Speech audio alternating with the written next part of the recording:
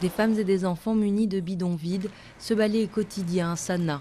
Dans ce quartier de la capitale du Yémen, pas d'eau courante, seule l'eau de ce puits privé est accessible, une denrée de plus en plus rare. Le puits est déjà presque asséché. Nous ne pouvons plus creuser parce qu'on a déjà atteint les 300 mètres de profondeur. Il existe plus de 800 puits de la sorte au Yémen.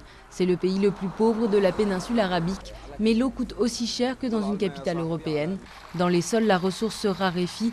Pourtant, dans les champs, l'eau coule à flot pour cultiver le khat, une plante qui nécessite 4 fois plus d'eau que le café, par exemple.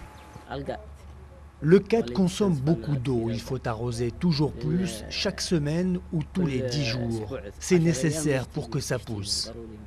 Le khat est très prisé de la population yéménite pour ses feuilles aux effets euphorisants. Sa culture est aux mains de puissants chefs de tribu. Les autorités, elles, sont prises entre deux feux. Interdire le khat, c'est le risque de l'instabilité sociale, mais le spectre de la sécheresse est tout aussi inquiétant. Il faut bien comprendre que 55 à 60% de l'eau est utilisée pour la culture du khat. C'est ça le fléau responsable de la sécheresse.